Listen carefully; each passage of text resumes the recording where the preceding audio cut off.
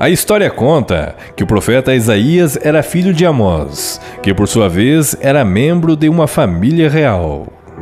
Isaías era casado e nas Sagradas Escrituras sua esposa era chamada de a profetisa, de acordo com Isaías 8, versículo 3. Não se sabe ao certo por que ela era chamada assim, mas tudo indica que ela também profetizava. O ministério do profeta Isaías iniciou-se no ano em que o rei Uzias, acometido de lepra, veio a falecer. E de acordo com o próprio livro do profeta, Isaías profetizou nos reinados de Uzias, que também era chamado de Azarias, Jotão, Acaz e Ezequias, todos do reino do norte, que era chamado Judá.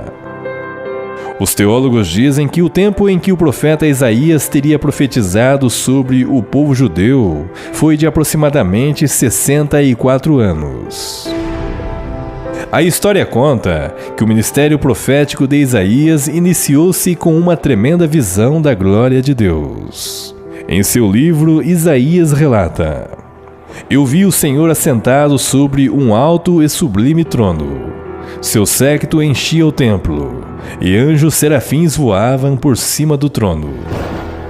Cada um tinha 6 asas, e a reverência desses anjos era tanta, que com 2 asas cobriam seus rostos, e com 2 cobriam seus pés, e voavam com outras 2.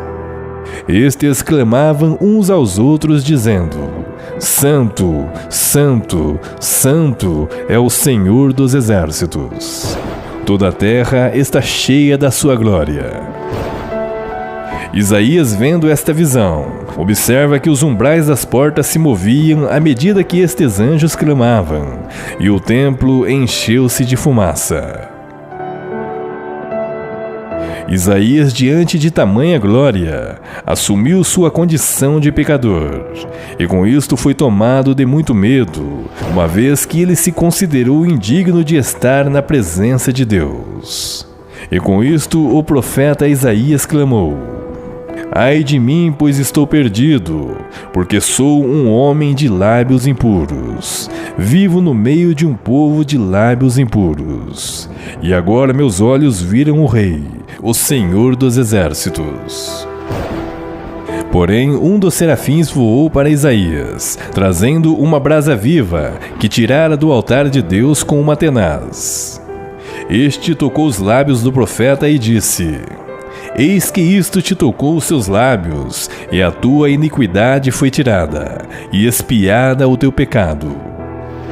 Após isto, Isaías ouviu a voz do Senhor dizendo: A quem enviarei, e quem há de ir por nós?